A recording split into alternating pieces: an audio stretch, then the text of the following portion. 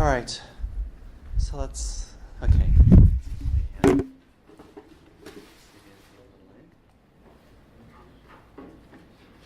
Yes, I'm ready.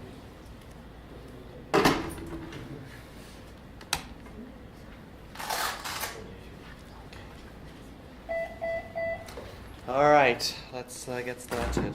Good. Okay. Scott, are you still there? Yeah, sorry, I was on mute here. That's fine. I just want to check that the sound is still working. Okay, so here we go. It's a Wednesday, so we're going to be doing some presentations and then some a practical. And our first presentation is by Scott, who is taking the course remotely. So he's actually dialed in. He's going to be speaking over the speakers, and then I have his slides on the laptop, so we'll see his slides live. Before we get going on that, who else is presenting today? Okay, great. So you can go afterwards. Okay. Before we get on to that, I also the first, the part of these mini projects which are part of your coursework, and the first one is starting now. So if you go to the home page and you go to the assignments, then here is this mini project. It's been up since the beginning of the semester, but now it's been officially assigned, and it's due 2 weeks from today by 5 p.m. on Wednesday, Feb 16th. And what it is, basically, it's based on the idea of what we were doing with the spectrogram, the live spectrogram, but instead of just looking at a kind of a continuous rendition of the signal, the idea is to actually try and make a hard decision about which pitches are present. And if you do that, in theory, if you do that, you can end up with something like this, which is a transcription, a rendition of the actual music in an audio as a set of notes. Okay. This is a long-standing hard problem in audio signal processing.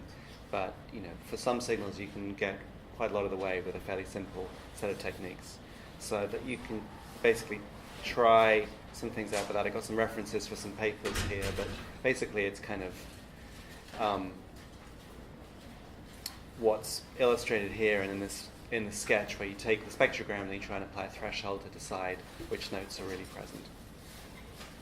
So that's something for you to be working on as your homework. Okay.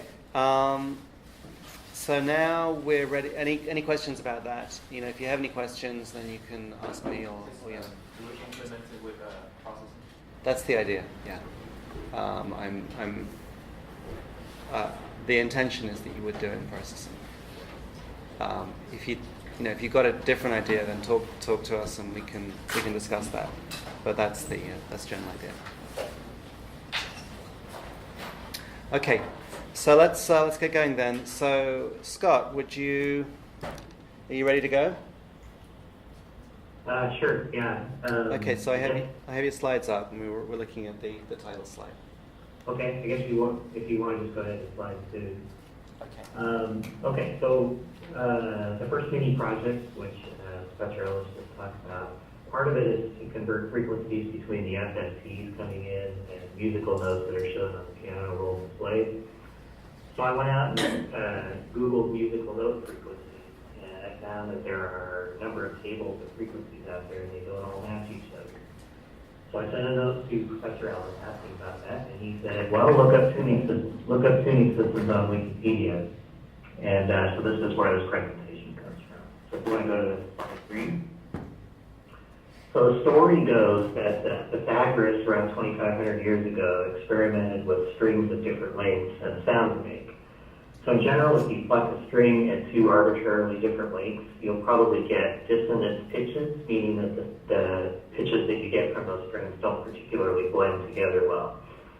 So Pythagoras discovered that in general, lengths with simple mathematical ratios produce consonant pitches that blend together well, whereas lengths that are more complex mathematical ratios produce notes that don't blend together well.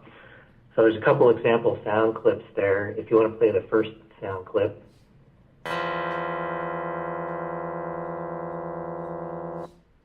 Well, I don't know how loud that was in the classroom. It was pretty loud on the phone. So that was two notes at that represent string length ratios of or actually frequency ratios of 16 to 15. And it's easy for the ear. Most people could distinguish that there are two different notes in there, and they don't particularly blend well. So the second clip, if you want to go ahead and play that one.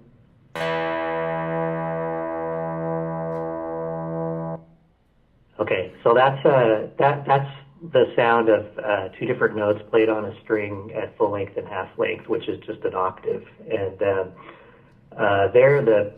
are actually two pitches in that clip, but they blend together very well. And it's very difficult for most people to identify that there are actually two different pitches in there. So it happens that dividing a string through the simple ratios of 1/2, 1/3, 1/4, 1/5, 1/6 all produce pitches that blend very well together. And in fact, the pitches that come, sorry, is someone trying to say something, or do I have an echo? Okay. It happens that those 6 pitches together comprise a major triad, or which is one of the fundamental blocks of harmony. So during the Renaissance, musicians pursued this further and eventually developed a tuning system called just temperament, based on a lot of these simple ratios. Okay, if you want to go to slide 4.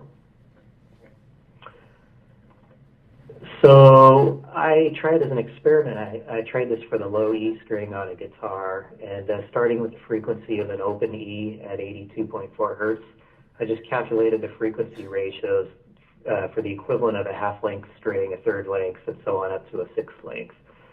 Now, on the table on the left, you see the notes you get out of that, which are the low E, then an E an octave higher, then a B, and then another E, another octave higher, and then a G sharp and a B.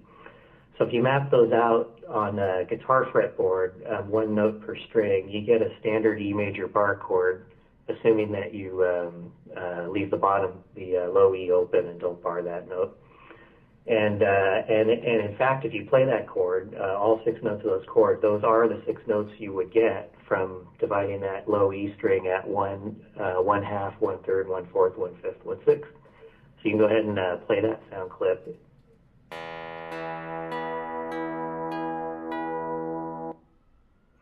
So that, again, that's a major triad, which is a harmonious blending of those 6 notes. Okay, so slide 5. So this is a version of just tuning in C major that you might map onto a piano keyboard. The idea is if you start at the bottom of the table on the slide there and work your way up, define the note, the low C there as the reference note, and then you work through the first octave using the ratios shown to the right there, the 16/5, 9/8, 6/5, and so on. And by the way, I thought I'd point out, because this was a constant confusion for me, you have to be careful when you're talking about frequency ratios or length ratios. The frequency ratios are 1 over the length ratios. So the ratios that you see here, the 9/8, 6/5, and so on, are different from the 1/2, 1/3, 1/4, even though they're the same notes. Okay, go to slide 6, please. So C major is a nice key, but let's say I'm writing for a singer that has a different vocal range, and I want to write a song in the key of F major. The problem is now, if you define F as the reference note, the tone on some of the keys on the piano that were tuned to C major don't have the same frequencies to give you those same just ratios that you would hear in F major. So like, for example, if you look on the right, there's a bar sticking to the left showing a difference of minus 8.72 hertz on the D sharp line. So that's about 3% off. If you were trying to play an F major chord or song on a C major tuned piano, that note, the D sharp, would be about 3% off from the nominal 305 hertz that you would want to hear in F major. I think Professor Ellis on Monday said that we can distinguish differences as low as 1% or so. And so theoretically, that would be 3% is something that you would probably hear, I think. Although I heard a number of example clips on the internet, and most of the time I couldn't tell the difference whether they were out of tune or not. Okay, so yeah. that should line up here, but like we're saying so I'm reading a table. The just frequency, that's what it should be, is 305 hertz. But if we use the C major note, we get 314 hertz, right? Yes, that's right. But so like 314 hertz is halfway to 327 hertz, the next note up on the F major scale. So it's pretty badly mistuned. I think anyone would be able to hear that, because you wouldn't even, if you heard 314 hertz, you wouldn't be able to decide if it was meant to be the 10 or 11 semitones up. So it's pretty bad. Yeah, I guess now that you put it that way, I can see those are pretty big numbers. By the way, I showed that the difference is getting worse as you proceed up the octaves, but I'm not sure that I calculated those right. Most of the examples on the internet just cover one octave, and I'm not sure that I scaled those correctly as you move up into higher octaves. But anyway, yeah. So I think you scaled them right. It's just that because you've drawn them in hertz, then the error becomes twice as large in hertz. But because if you do it as a ratio, then the frequency you're dividing it by has also become twice as large. So the musical mistuning stays the same. Oh, okay. Well, good. Thanks for clarifying that. Let me see. So where are we here? Slide. I've lost track of my slide numbers here. Yeah. So slide 7. So equal temperament then. So what I've been talking about is just temperament, where you're trying to get these pure ratios. In equal temperament, then you just simply divide the octave up into 12 equal steps in a logarithmic scale. So, for example, you could choose any arbitrary note. Like, for example, I used the C at 261.63 hertz there. And then you just use the powers of 2 to the n over 12 to calculate all the other frequencies. So where n is the number of half steps away from that note. And again, you can use any reference note to do this, and you'll get the same answers. The common one is A at 440 hertz, or some 220 or 110 multiples of that. So the equal note spacing allows you to transpose songs between any keys. And it basically means that every key is a little bit out of tune, but they're all kind of the same amount out of tune, but at different points in the scale.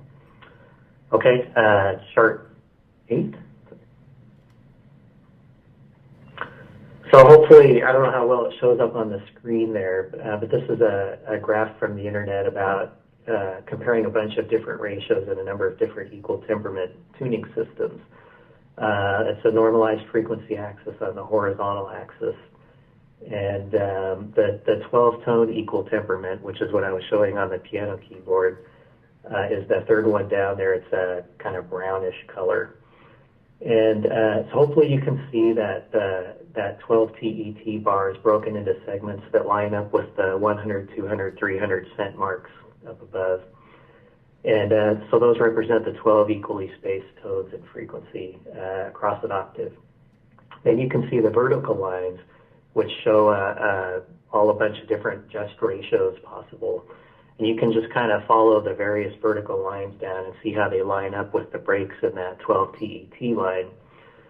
So, like, for example, a perfect fifth at 3 to 2 pretty much falls right at the 12 TET interval, meaning that the 12 TET, a fifth, the root and the fifth note played together will sound pretty much the same in either tuning system. But you can see a lot of other ratios there fall quite a bit out of tune. And it happens, from what I understand from the internet, there are a lot of, you could pick a note and there are a lot of different ratios that would be close to that note. And there doesn't seem to be one perfect set of ratios. There are a number of different just systems that use different sets of those fractions or ratios depending on what they're trying to accomplish. Okay, next slide, number 9. So just a few other notes here. Musicians sometimes talk about the personalities of various musical keys. And I know I've heard sometimes they'll say, oh, G major, that's a nice, happy, warm key or something. I don't remember which specific keys have which characteristics. But it's suggested that that might partially be due to the fact that these equal temperament tunings put all the various notes in the scales at different notes in the scale is in or out of tune depending on which key that you're playing it in. Also, there's an interesting quote on one of the pages there that, a lot of instruments don't have frets or hard tunings. Most of the bowed instruments like the violins and cellos and so on, the musician could place their fingers anywhere along the string, and so it suggested that some musicians may actually be kind of tuning on the fly. Maybe they're actually playing that perfect 3-to-2 ratio by ear, even though the official equal temperament tuning might say that they should be playing that at a slightly different frequency. But at any rate, it looks like the 12-tone equal temperament is a good way to go for the mini project, and that's what I'm going to do. Okay, and then slide 10, just some notes about where stuff came from. And a comment, so the guitar clips that I put in there earlier, those came from a MATLAB guitar simulator, and I found that that's actually a filtering demo that's in our full MATLAB version at work. I didn't find it in my student version, but I copied the script from the full version into my student version, and it plays fine. And so if people don't have it, I thought maybe Professor Ellis, you might post that if people want to use it, or I can send it if you don't have it or can't find it.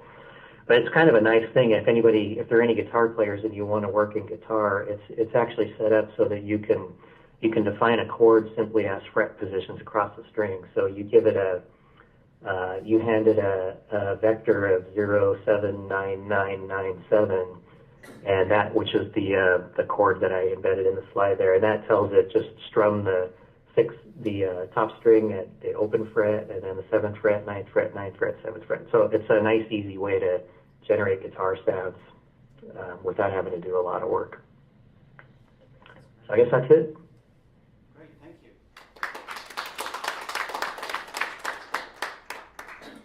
Any questions for Scott?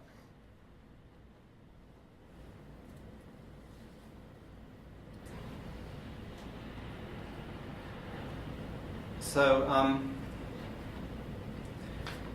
you said there's some people who play different instruments get very excited about these different tuning schemes. There's this guy I know at Queen Mary in London who plays the harpsichord, and he, if you play a harpsichord, which is basically you have each string, you spend your whole time tuning it because it's made of wood and it doesn't hold tuning very well. And so the harpsichordists also experiment with different tuning schemes. They have different sort of systems for tuning the instrument against itself, and depending on which note you tune to which other note, you get a different tuning scheme. But he played me these examples, and I couldn't hear any difference. And so that was your experience too, Scott, that you found sound examples on the internet of different tuning schemes, and they all kind of sounded the same. Yeah, they were generally just like a single interval, like they would play a fourth, or a fifth, or two notes. They had played in one tuning and another tuning. I've kind of thought, I think the Well-Tempered Clavier series is one of those with different tunings. I've always kind of thought, you can kind of tell some differences in there, but it's not that I'm hearing specific differences. It's maybe just the mood of the music or something. So I don't know. In general, I couldn't hear the difference in specific examples. Yeah. So looking back at slide 8, which I think that's a great picture. And what people always say about equal temperament is that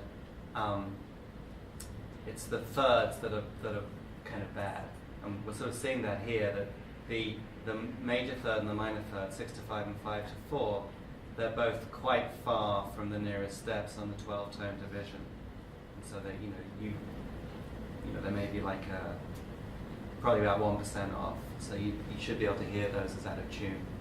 But again, I think when you've grown up with equal temperament instruments, you get used to them sounding like that. You don't really recognize that that they're not. That's not exactly the harmonic ratio that you're expecting.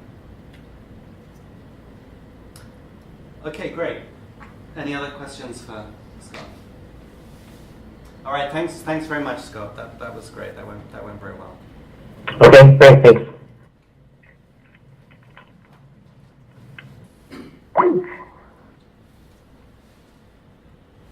All right.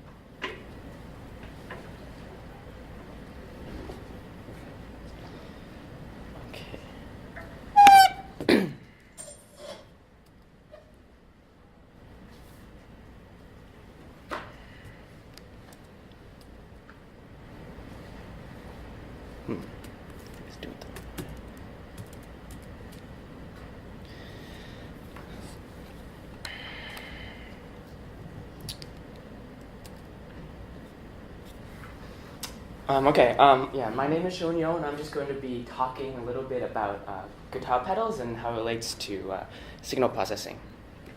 So, just so you all know sort of what I'm talking about, so this is sort of an electric guitar setup. So you start with the source on the electric guitar, and the signal goes into your pedal board, and this is where most of the signal processing happens. All these pedals and stuff, they change the signal to sound differently, and then it comes out into the amp, and that's where the sound is outputted. So, since we're talking about signal processing, obviously we're going to be talking about the pedal board and the effects it does. So I thought I would just give a little history on guitar pedals.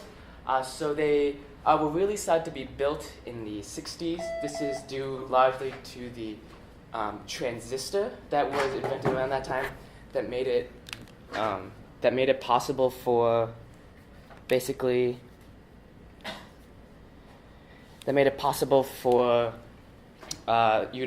for them to miniaturize circuits and put them on the floor so people could step on them and change the sounds. But the effects had started as early as the 40s, built into the amp. You can sort of see a picture of the amp. And the amps had effects like tremolo and reverb and stuff. And then digital pedals, when we're talking about microchips, started in the 80s, because that's when they began to get smaller and small enough.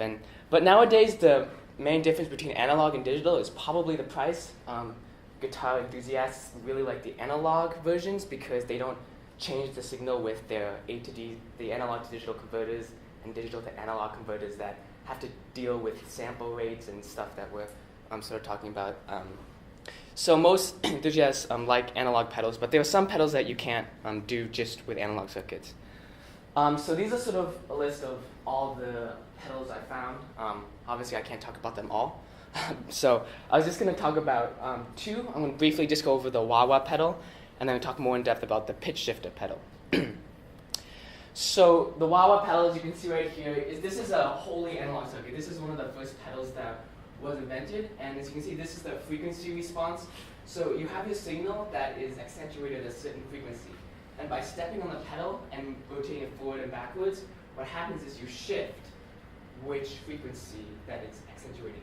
So it sort of makes a wah-wah, like that type of sound. So that's why it's called the wah-wah pedal. And that's just a schematic that just shows it's sort of based just on inductor capacitors and resistors. There's no digital microchip. But for the pitch shifter and harmonizer, this is mainly all digital. This is just a picture of one of the pedal I found in the schematic. They're not the same.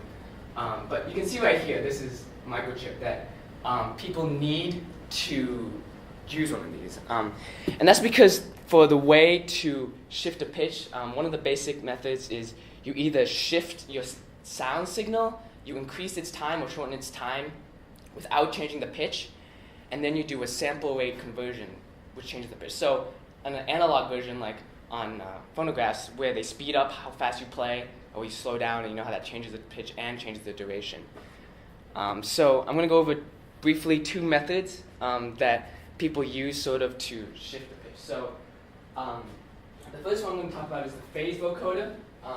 So this relies heavily on the short time Fourier transform. Hopefully all of you know what that is. Basically what it is you take your signal, you chop it up into little time window blocks, and then you take the Fourier transform of that. The way to change the pitch using this is you either lengthen out the time by just making the window longer when you reconstruct it. So what you do is you would take the Fourier transform and then take the inverse Fourier transform, but with a longer window. Or you could just multiply the frequency components and just shift the pitch. Now, whenever you do this, there are a couple things. First of all, you always have to make sure you have the same magnitude so that you have the same volume of the sound and that the places at which your peaks are the same. But one of the biggest problems is what they call frequency smearing. And this is because when you take the short time Fourier transform, you're automatically making this sort of predefined frequency grid. Because it's discrete and not continuous, what happens is you create these bins. So you're effectively quantizing the frequency of that. So if you have a frequency of like 440, if that's what your music signal is at, but you only have like levels of bins that are like 400 and 500, your frequency when it's reconstructed won't be exactly at 440. It'll be smeared. And the way they do this and why it's called a phase vocoder, they've tried to attempt to solve this problem by using the differences in phase. So between each window, you can sort of see that the the phase is the same. The phase change is the same. So hopefully that they can sort of keep the pitch the same if they lengthen the time, or keep the time the same if they change the pitch. And this is pretty good. It can deal with like mixed source and multi-tonal music. The problem is obviously that it needs more processing power because you have to take the short time Fourier transform. So this is, I didn't find any reliable information, but I'm pretty sure this is not what they use in guitar pedals. They probably use this more called, there's a website I found called the time domain harmonic scaling, or it's also like simple overlap adding or something. But what it does is basically you just take the time signal in the time domain, and you have to first estimate the fundamental period, and then you take short windows of the time, and you sort of just double it. You sort of just like copy and paste each second, so you're making it longer, but the overall shape is still the same. And the way that it keeps the pitch when you're lengthening the time is that you have this fundamental period estimation, and the way that it's arranged actually keeps the pitch the same. Now, obviously, this is much better for dealing with real-time systems because you don't need to take the Fourier transform. You don't need the whole short-time Fourier transform. The problem, obviously, that you come in is that you're sort of taking the whole time domain signal, so it's sort of really difficult if you want just one source that's coming. But for guitar pedals, that's okay because you're just shifting sort of the pitch of your whole guitar signal. And that is basically it for using much more time. So.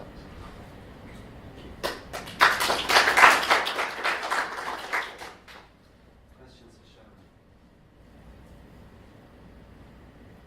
Sorry, can you explain again the base vocoder and how it can solve the problem for frequencies? So what happens when? So you understand that like it quantizes the frequency into different grids when you take the specific window length. So what people try to do, and I couldn't find a really clear definition of it, but they have this thing where they look at the phase of your short time Fourier transform, and as far as I understand it, they see that, I think they see a combination of both the differences between each window of time that you're taking, and they use this, what do they call it? I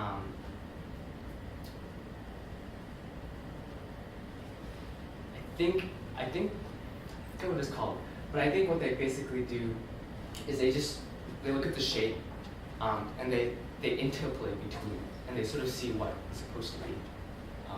I'm not exactly too clear on exactly how that works. Maybe we'll talk about this later in the semester. I can't remember.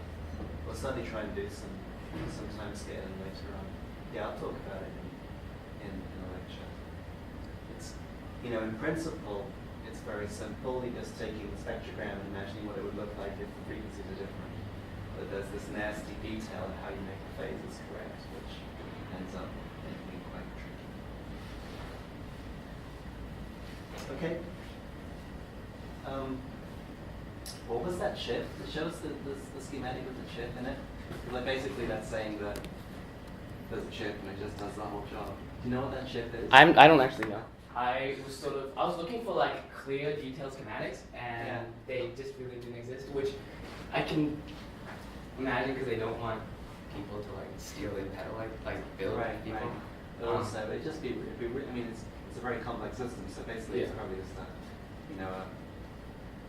you sort of complicated circuit that you don't know anything about what sort of make the outside. Yeah, you sort of can't read it, I guess. Yeah, sorry about that. Well, that's okay. It was just more just an example of like a schematic that you can see that it's not just resistors and Right. capacitors and inductors. Okay. All right. Thanks a lot.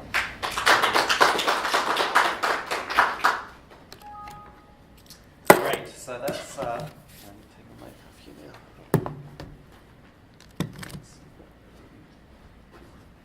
So that's great.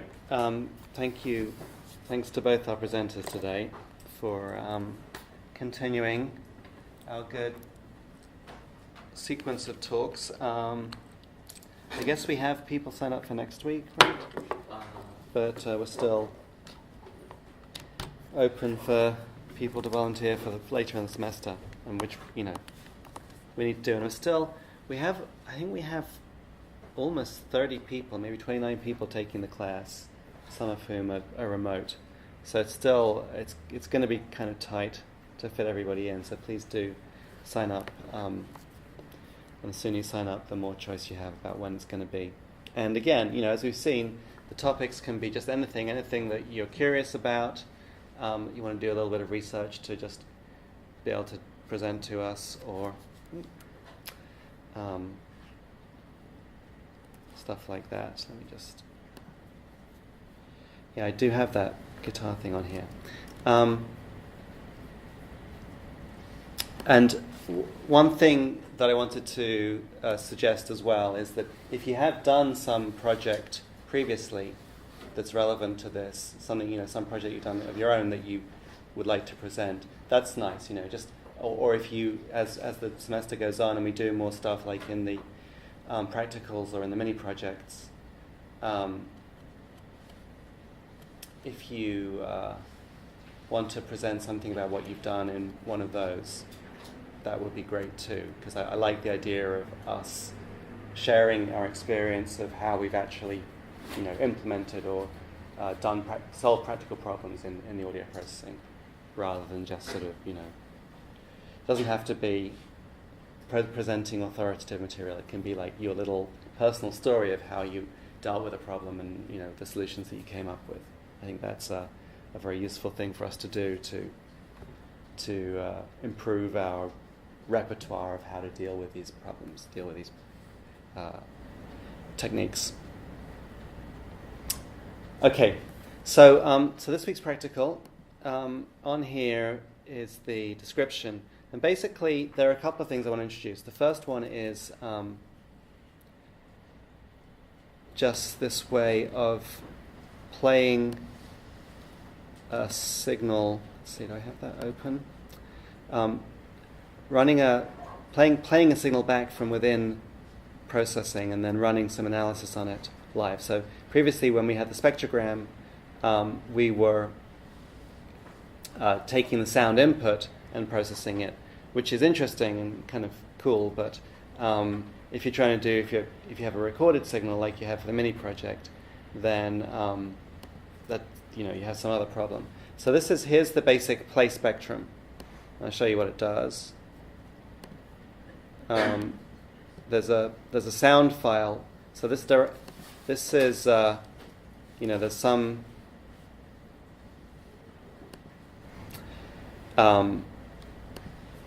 there's a processing folder which it sets up when you start using it, which has all the sketches in it, and then there's a folder here for this particular sketch, and then there's a sound file in here which I've put in there, and then so when the sketch runs, it loads this file in, loads it from the sketch directory, and then it just sort of generates it. I make this object which acts as a sound waveform source that I can read from. And then in the process method, sorry, where is it? In the draw. Wait, where is it? Here we go. So here in the draw method, I take the sound mix, which is a method which just gives me the latest output from that sound object, which is the next frame from the sound file, and then I pass that to the FFT object, and it calculates the spectrum of that, and it plots it out. So if we run this, it both plays the sound file and it plots the spectrum of it on the fly. So that's what we're seeing, and it's not.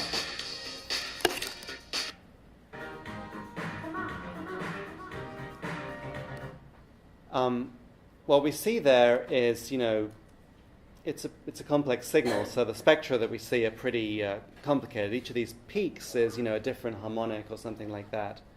But the combination of all those different harmonic signals gives you a fairly complex spectrum here. But So the first thing you can try here is, this is plotted on a linear spectrum, which is we just saw was not really musically relevant. The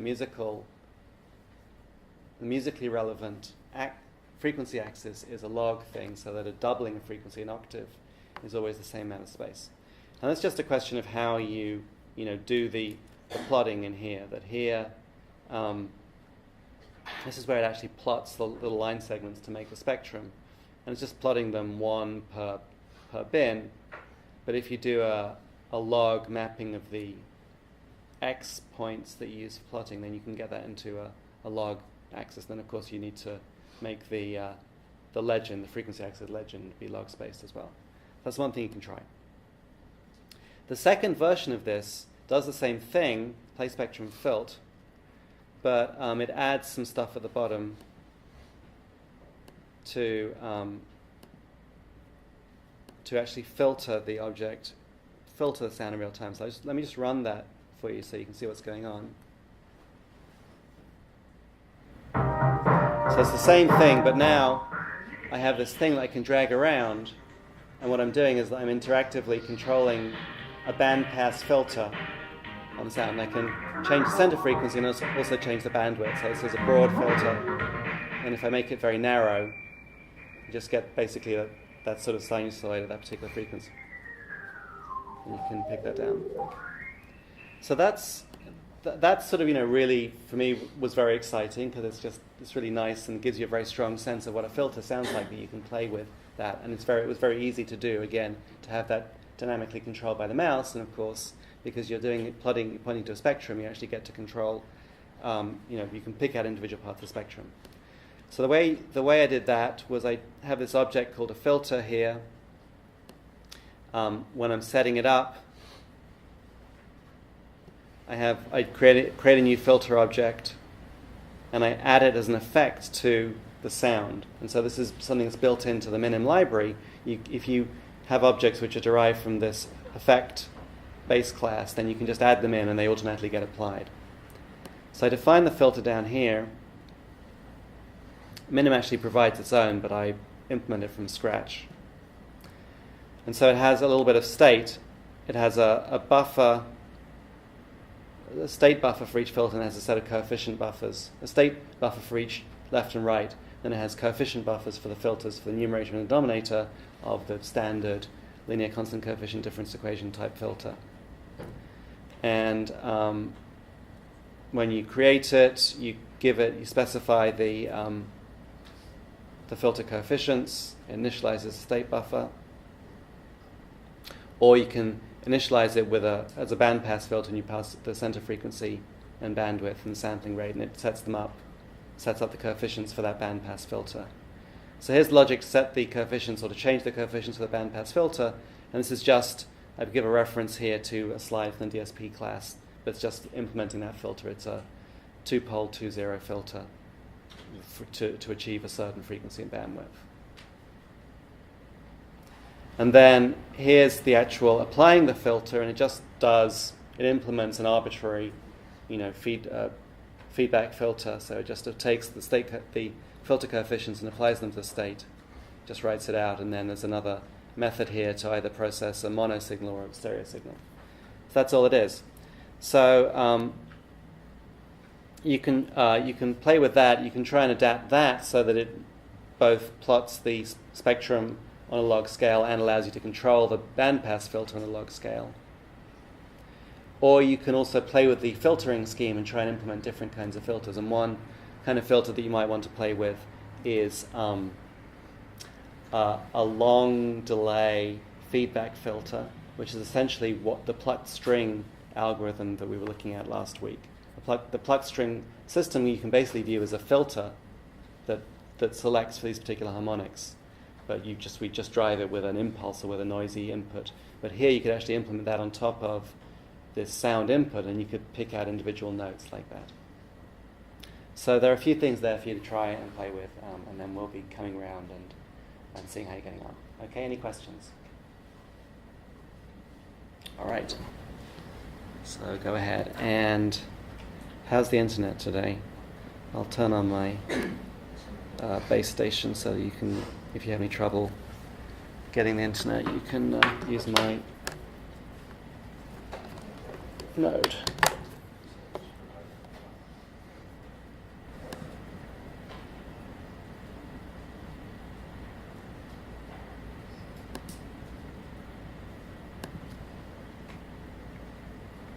Okay.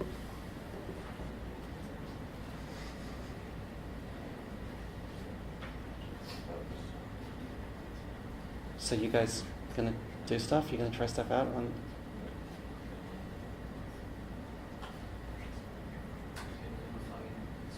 Hmm?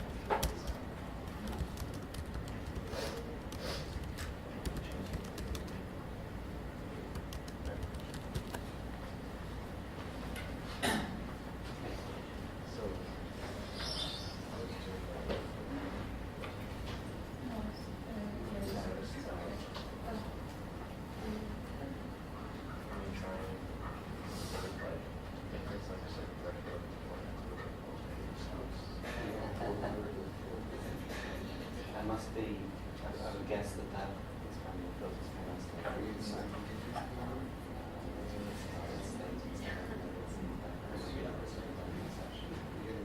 look at how the mouse position is being mapped to the probably find that. Because some of that is might be a good idea to put track in it.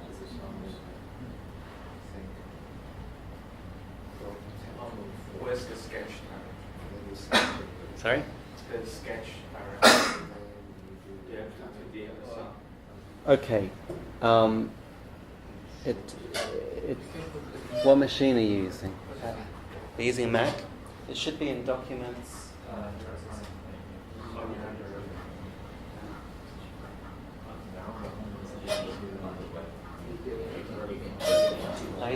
He wants to know where to put his notebook. Oh, okay.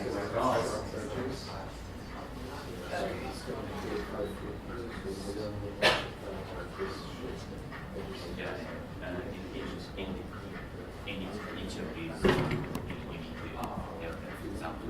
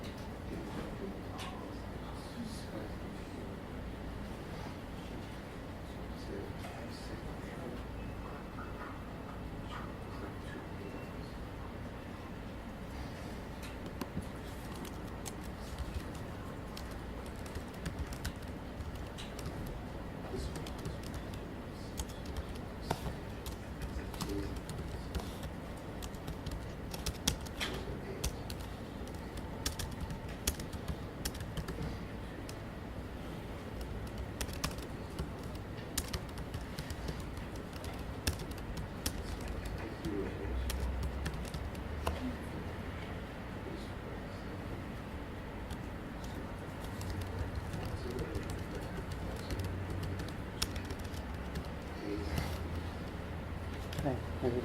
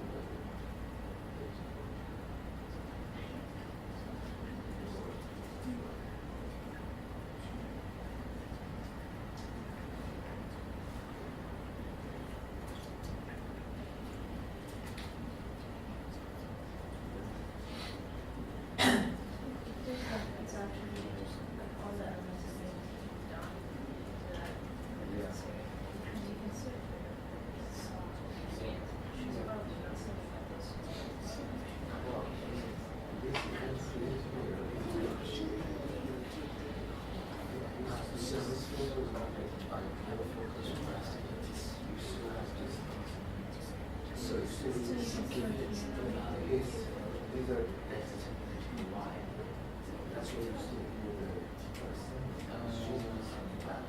it's like why so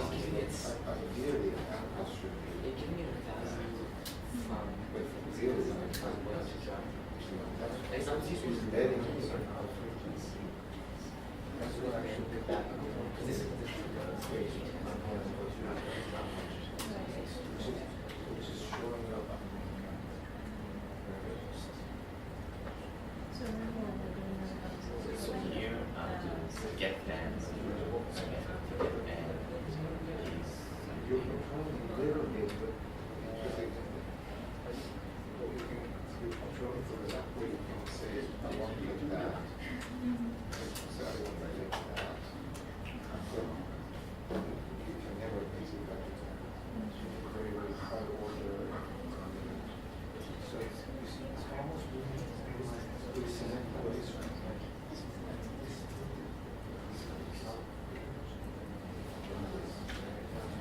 and being analysis, we need to find where we need to find this information is.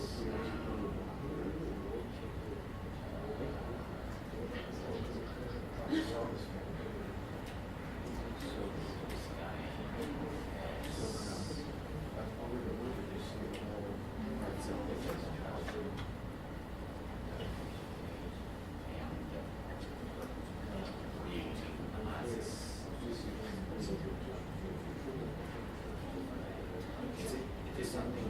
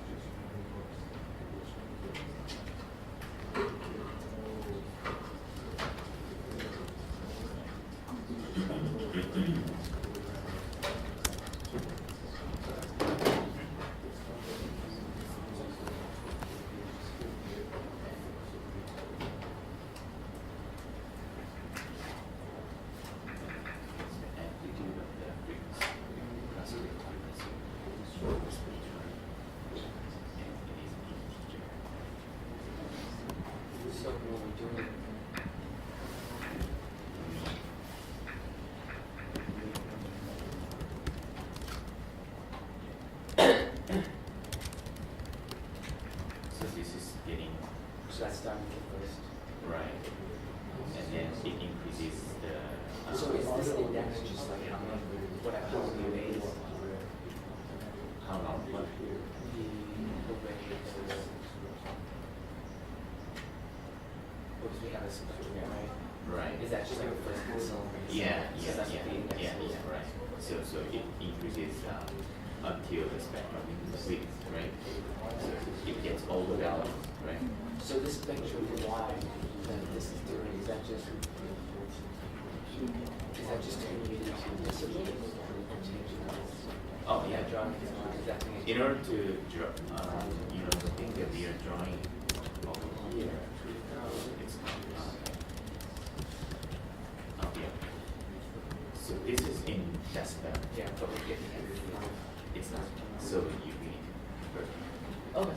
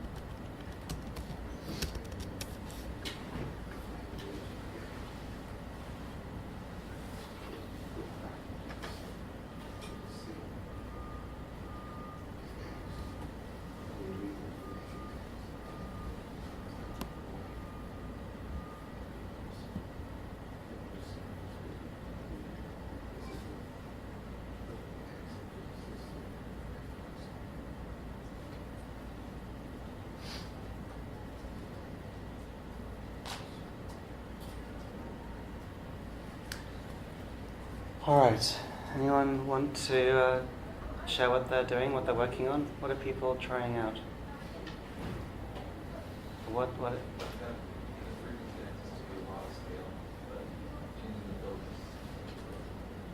So how did you do the frequency axis? Just when it draws the lines, Yeah. change basically, what it's trying to drop to the loss scale. So every bit of the line based on what frequencies basically change all the lines. How does it look? Does it look like this?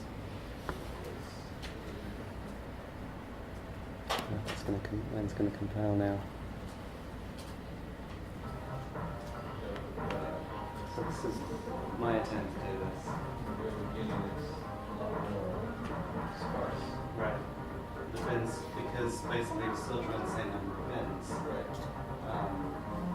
And then higher frequencies everything. Right. These increase the special demand.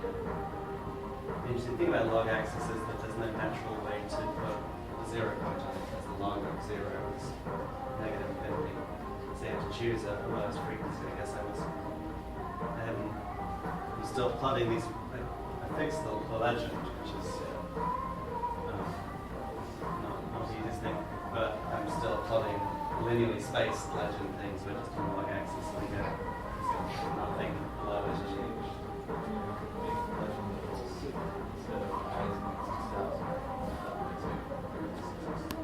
That's cool. Right, so then they're uniformly spaced. Yeah, so that's what I was trying to do too. And I was trying to, in this version of the plotting, I have this routine, spectrum Y, which takes the actual value from the FFT and generates the Y value, so that if you want to do it multiple times, you call a single routine to map between, the value that's coming out of the spectrum and the Y point. So then I tried to define another function to do the same thing for the x-axis, spectrum X, and includes the offset for the legend on the left, and then it converts the frequency as a proportion of the sampling rate, but it takes the log of that and then maps that so that that's 100, becomes 100 pixels per octave, something like that. And so I use that to plot the red line can correspond to the filter, and also to plot the line here, I just call it for every point, and then also to plot the legend, I use it again to find out where to put the legend. But I was trying to add an inverse function to that maps from x back to frequency. So it does the converse of this. This maps from a frequency to an x point, and this maps from an x point back to a frequency. But I haven't got that right for my log axis yet. But then if I plug that in, then down here where it tracks the mouse, I get the mouse x and I convert that to a frequency, and then everything else would be the same. So that was close to working. Anyone else want to share what they were working on or what they experienced? It's a great tool to hear the bass line. I can never hear the bass line because it's so Right. smeared, but it's really nice. Yeah, what I liked about this was that it's interesting when you use a very, very narrow filter, right? Because then you can pick out a single harmonic.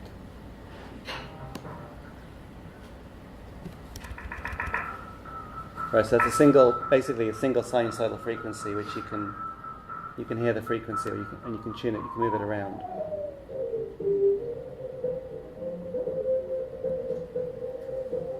That begins to suggest how you might be able to do transcription, because if you can set up a filter like this and you can tune it to one particular note, one particular frequency, then you can just use the activation, the level of the energy in that frequency, and that coming out of that filter, as a way to decide whether that note is active or not.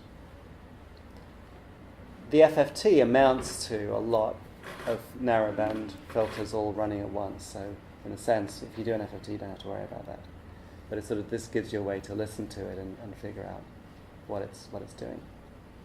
President, Yeah. can you explain if I set the filter to a whole frequency band, it will suddenly stop working? I don't know why. Can you explain mathematically? Can you explain it? I think it has something to do with zeros and poles. Something to do with zeros and poles. I'd second that. Yeah. About the transcription thing that you mentioned. So Yeah. we have more than one note playing at the same time. Yeah. This wouldn't work with. Well- we have a single instrument playing, like a MIDI piano, in order to make the transcription. Because if you try to convert from a normal MP3 and we have all those frequencies just hyperimposing one on top of the other, we're going to get so many different notes that it detects that it will not going to be possible. That, in theory, that's why it is possible that if the different notes contribute different frequencies, then you can even see the notes that are present at the same time, even if they're overlapping in time. So actually, that's, because each note is associated with certain frequencies, if you can filter out the individual frequencies, then you can listen out for that one particular note, despite whatever else is happening.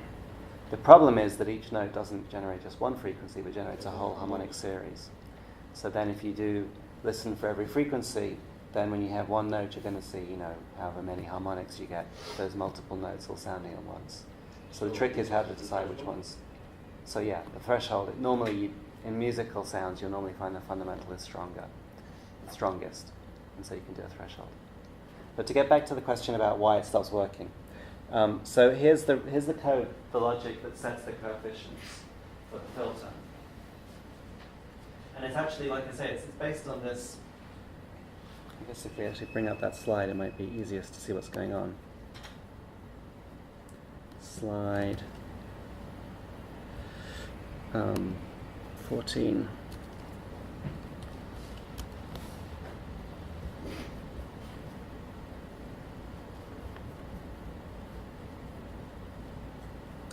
So this is the filter that we're using. It's a bandpass filter like this, with a pair of zeros giving sort of a cut of the high frequency, low frequency, and a pair of poles giving a resonance. And then I'm just setting the coefficients of the poles, the beta and the alpha, according to these formulas, so that I convert the center frequency as where it is on the spectrum, and then that gives me the beta, and then the Q I set between 1 and 100 or something, depending on the X. And then that gives me a bandwidth, kind of like that. The problem is that if you basically if you try to make it very broad, if you go below the bottom of the window, then I think what happens is the bandwidth parameter gives you basically a quadratic here that has roots outside of the unit circle.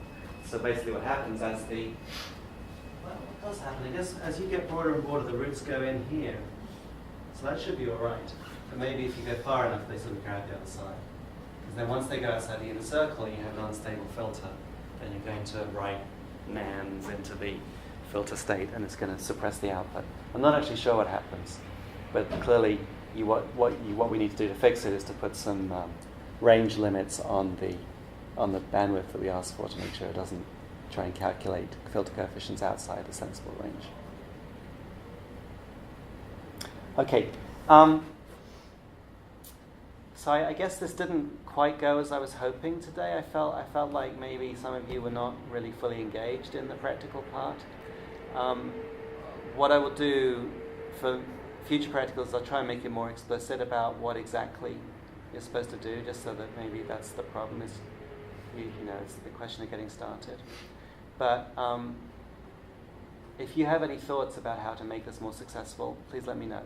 I think everyone understands what we're trying to do here, which is to sort of, share the experience of experimenting with code and trying stuff out. So I'm not exactly sure what wasn't optimal about today. Maybe just it wasn't too obvious. It was too hard to figure out what this code was doing. But I really want to try and make this work. So if you have any thoughts or suggestions, please let me know or let Young Suck know, and we can try and make it work better in the future. Okay, any questions? All right, I'll see you on Monday.